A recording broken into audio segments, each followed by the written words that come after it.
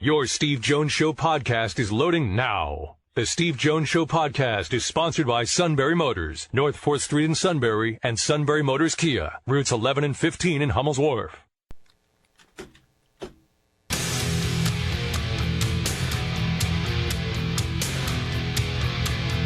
This is the Steve Jones Show on News Radio 1070 WKOK. Now, from the Sunbury Motors studio, here's Steve Jones. Sunbury Motors, 4th Street in Sunbury. Sunbury Motors Kia, routes 11 and 15 in Hummel's Wharf, and online at sunburymotors.com. Ford, Kia, Hyundai, best in new inventory. Great pre-owned inventory with the all-important Sunbury Motors guarantee. And a terrific service department that backs it up from routine to difficult, all at Sunbury Motors, 4th Street in Sunbury. Sunbury Motors Kia, routes 11 and 15, Hummel's Wharf, and online at sunburymotors.com. To say I look forward to this segment every time we do it would be an incredible understatement. It's time to bring back the great one himself from the coast, and that is Tony Knopp. Tony, welcome back, my good friend. It's been too long. How are you guys doing? Doing really well. How about you? I'm good. There's a lot to talk about. It's crazy. There is a lot to talk about. We're having 14 team CFPs now. We spent our whole life just trying to get more than 2, and now we've got 14.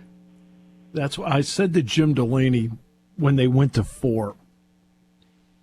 I said, a lot of people are talking about expansion beyond this. I said, I remember how hard it was for you to get 2. And he started laughing. He says, you and I can continue this conversation because you understand. I said, yes. We spent our whole lives, a couple of games of the centuries, trying to figure out who the real champion was, right? And now, now it's evolving.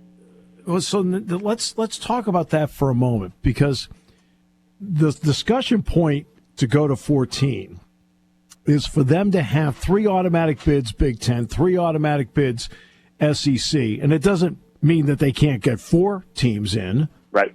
Because that would be in the at-large. But 2 for the Big 12 and 2 for the ACC, then 1 group of 5. Tony, I'm going through schedule, and 1 for Notre Dame, which is so ridiculous because they have to finish in the top 14, and you're telling me that if they're at 16, the human error is not going to move them up to 14? It's just amazing. Good for Notre Dame. Yeah, no, exactly. And I'm glad you brought that up. But I'm going through USC's schedule today for the upcoming season. And I'm looking at Florida State's schedule for the upcoming season. And you're telling me that if USC finishes 4th, they don't get an automatic bid, but Florida State finishes 2nd, they do. And I'm sorry, that doesn't work for me because I went through the schedules. And that's the big problem. I think I read yesterday coming out of the meeting that strength of schedule is the biggest concern now because you have programs out there. I'm a USC grad. One of the little known things about USC is I think there's only a handful of programs who have never played a football subdivision team. They've only played Division I, football championship, the top division, and that's what SC is, and Notre Dame does a lot of that too. And I think the concern here is if it's going to become an expanded playoff, top 3 get in, guaranteed bid, now you're going to start manipulating your schedule and saying the non-conference games don't matter then, because all that matters is for me to qualify as a top 3 out of my conference, right? And so I don't need to play the out-of-conference game anymore. And if you think about it, it's actually the complete opposite driver for like a Notre Dame. So if you're USC, you've been playing Notre Dame for 100 years. Now you're looking at your schedule and saying, okay, we're traveling across the country multiple times a year. Our number one priority to extend into the postseason, which has significant financial benefits, but also has financial benefits beyond what they get paid by the CFP. I think I was reading the other day that every time a team makes the CFP, admission enrollment applications go up, I think it was like 22%.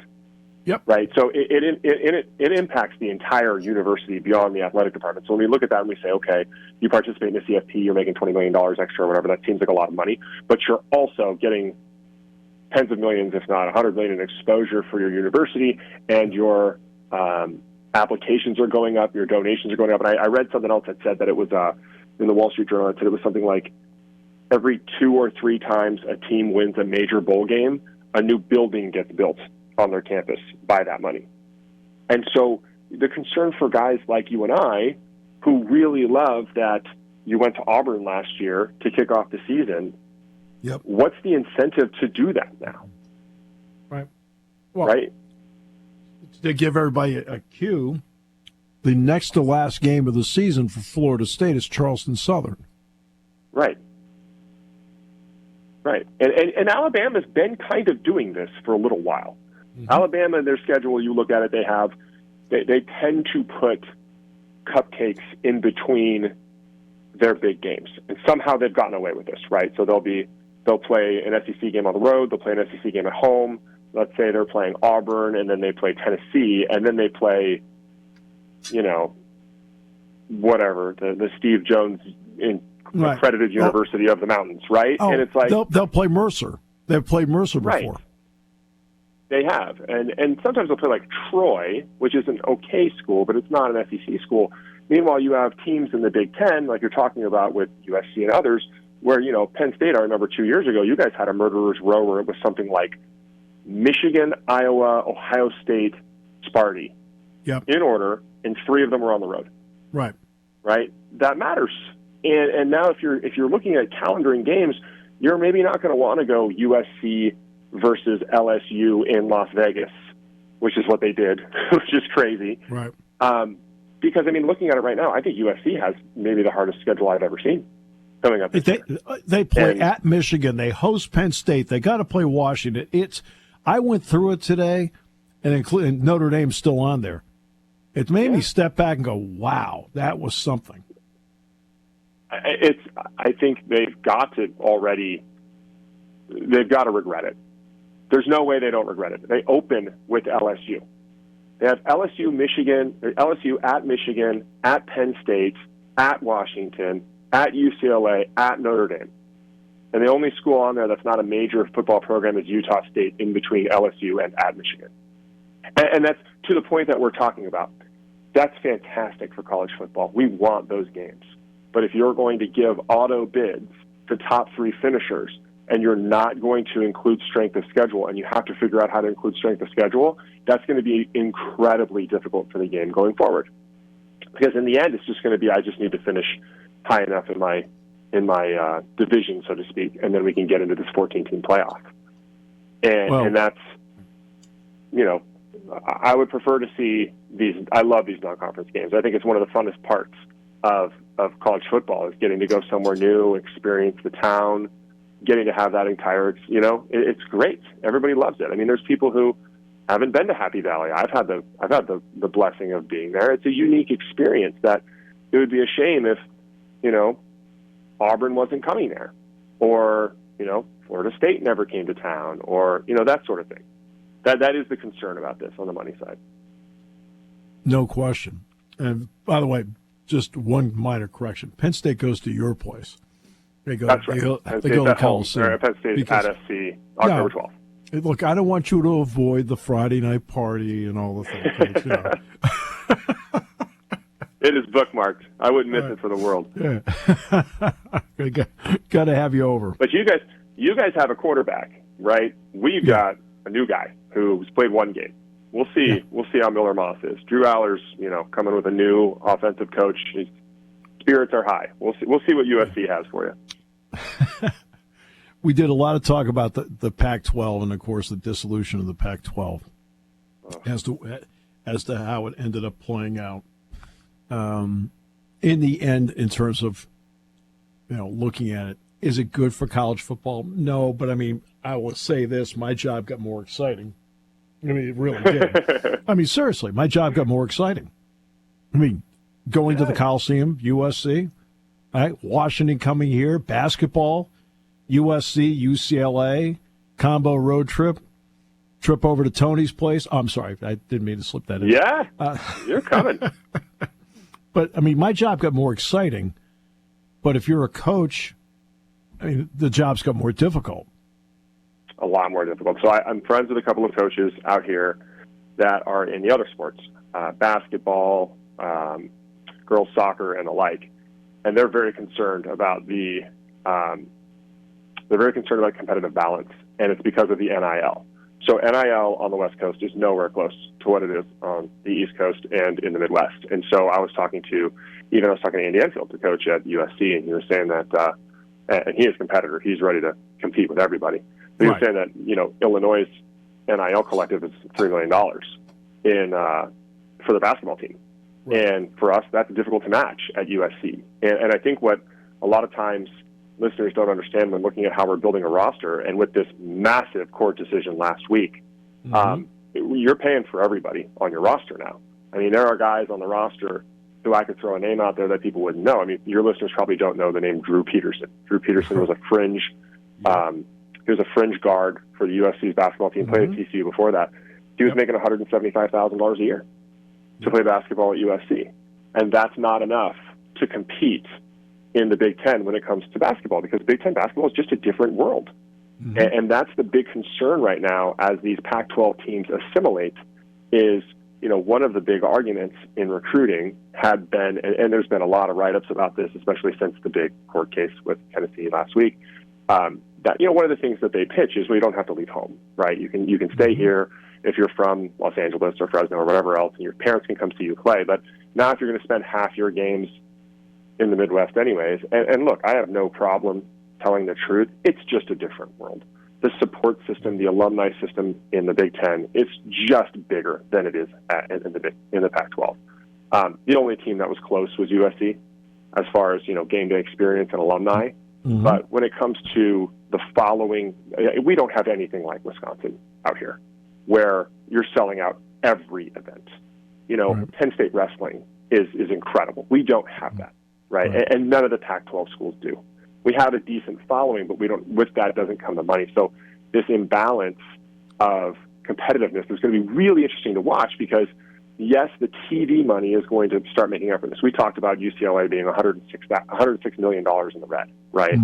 Yep. Now they're break even, and they're going to get a big payday from the Pac or from the Big Ten. Washington and Oregon aren't.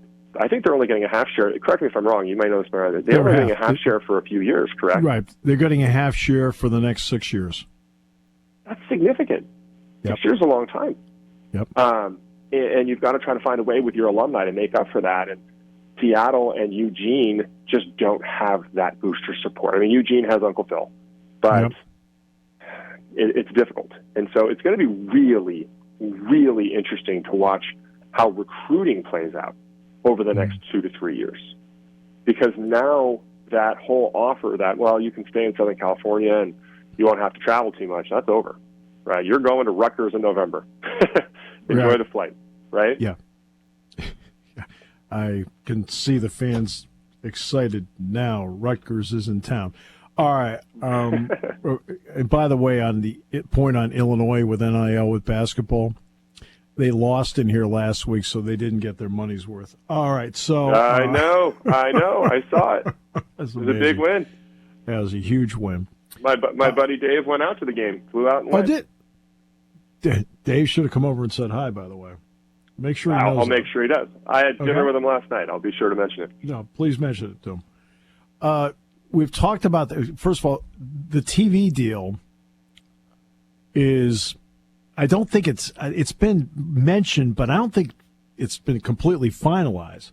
But they're talking about giving $700 million more than the previous deal, which is between 1.3 and 1.4 billion a year. It actually is $118 million per playoff game under the 12-team format, which is $8 million more than an NFL playoff game, which is $110. I mean, I think, correct me if I'm wrong, it's $8 billion, right? It's like 6 years, almost $8 billion. Yeah. And I think they extended it for almost 10 years. I think it extends until like 2032 or 2033, right? Yeah, it goes, I think they have 2 years left in the current one, And the extension's an additional 6, so there's 8 years to go before the whole thing runs out. And I'm going to kick a dead horse just because I can, and it's right in front of me. That's still before the ACC's deal expires. That's right. Exactly, which is 2036. It's crazy. Oh, man, what are they doing? But that's the point. What we were talking about earlier and why you were so correct in bringing it up is, like, if there's going to be this much money going into the CFP, and there's been a lot of talk about, hey, the CFP is eventually just going to take over for the NCAA. They're going to be the overruling organization, and the money is going to drive it. Then again, what incentive do you have to schedule a difficult schedule? Because the NCAA is running into a lot of problems. First of all, this lawsuit that just got ruled on last week, where you can just openly pay players now. I think they've been doing it anyways, but now they've got the court behind them saying, "Look, just go pay players on the recruiting trail." It's fine. Kentucky basketball just lost its advantage. Right? I think I read the other day that recruiting expenses are up 26%, while income to athletic departments is only up 13%. So the haves and the have-nots are going to continue to it's going to continue to differentiate, right? Like we talked a couple of years ago about super programs and then smaller programs.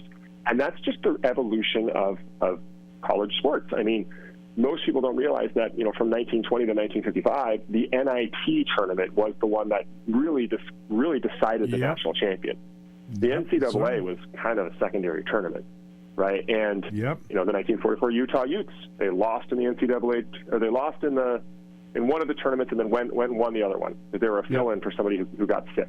Right. So I think that's the way we're headed. I think we're just headed towards, mega conferences that are going to be governed by the CFP because, some of these rules are getting a little bit crazy too. The starting quarterback for the Utah Utes this year is 24 years old right now. So he'll be 25. Yeah, when the season, he's a local boy. He's from Newbury Park here. Michael Penix, you guys know him well. I remember that controversial play with him in COVID with you guys. He was 24 years old at the game last year.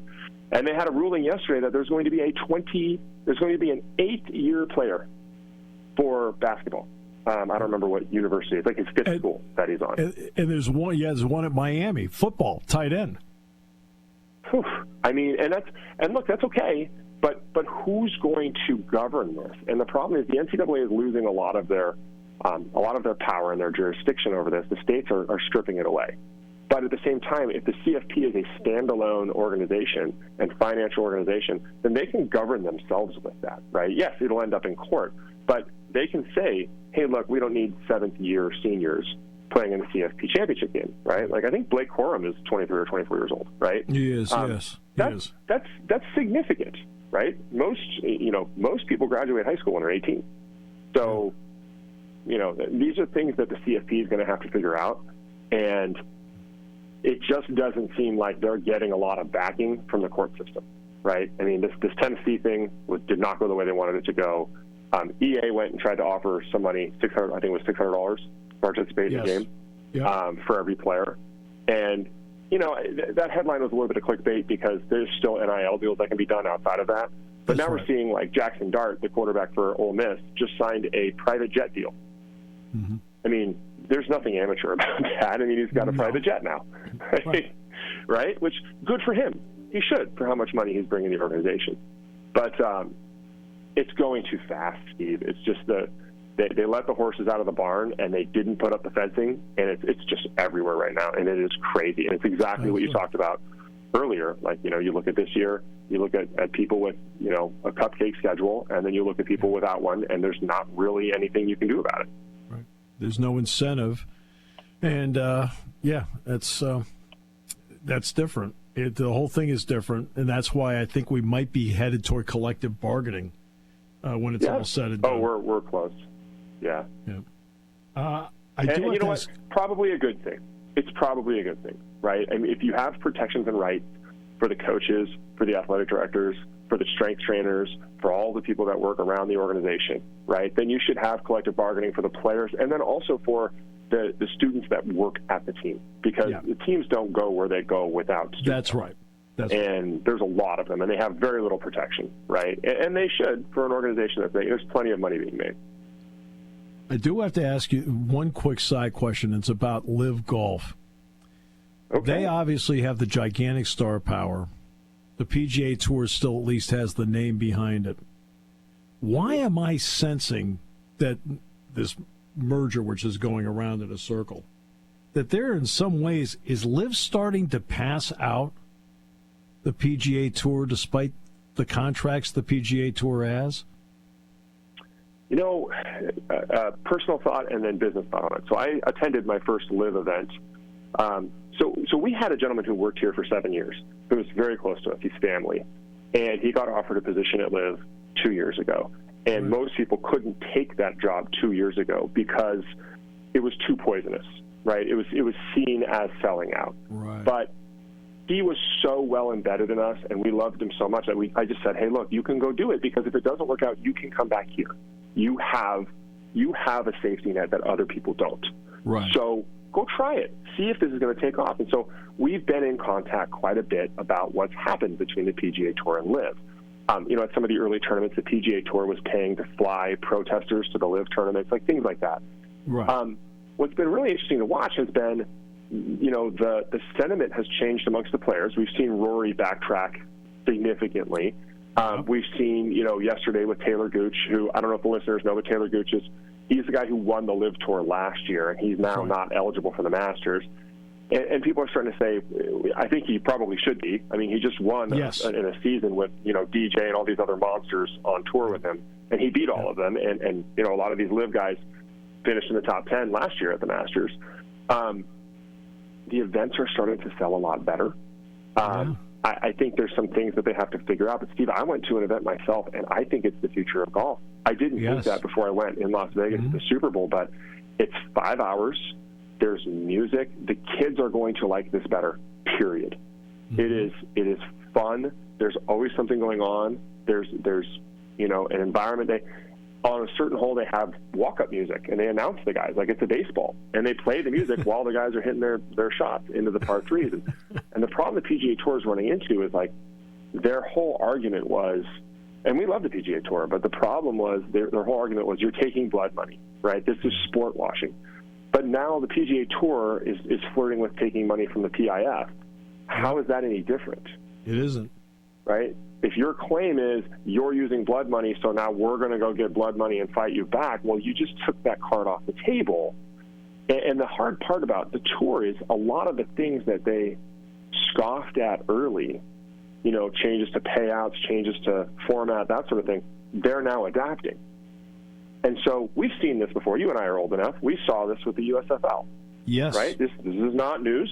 Like this, there's things that came up in the ABA that the NBA adopted. Yeah. I just don't know, Steve. They've got better players now, and what they've done is they basically said, here's the PGA Tour's model. Our model is going to be more like F1/soccer. Yep. We're just going to pay for the superstars, and we're going to build the team thing. They're very aggressive about it. I don't get it, but look, I'm not their target audience. But I can tell you from being at the events and from seeing what's happening with some of these events that it is sticking, and they are around, and they're not going anywhere. And I'm curious to see Anthony Kim play again. I don't know about you, but I want to see what he's got left. Yep, me too. And and Gooch made over $40 million last year. He never would have made that in the PGA Tour. Never. He made 7.3 on the PGA Tour. Yep. Right? Like, in the end, I get it. If the argument is, I can't play for blood money, and okay, I will never judge anybody for that. But that's fair, right? But the PGA Tour has 23 major sponsors who do significant business in Saudi Arabia. Yep. So what's the difference? It's the same money. From what I know, they're not taking the money from those sponsors and putting it in a side pool and saying, Steve, if you don't feel comfortable taking this money, we're just going to take it out of the prize pool, right? You can't get a little bit pregnant here, right? You're either doing it or you're not, right? And so I hate to say it, but probably shouldn't admit it, but when LIV first started, and our Troy, who was our guy, hadn't moved over there yet, we had a meeting with our executive team, and I sat down and I said, hey, we should really figure out what we're going to do about LIV. because eventually this is going to come into our purview. And one of our generals laughed and he said, "You're a little late, Tony. We signed a contract with him 2 months ago to do this eventually." I was like, "Okay, well, I guess we're doing business with him." So, but it's a great observation by you, because you're not the only one seeing it, and the players are seeing it too. My friend, always a pleasure. We'll talk again next month, because I can't keep going 2-3 months without talking to you. Please. Absolutely. Please. Thanks, Tony. Appreciate you. Thank you. Have a great week. The great Tony Knopp.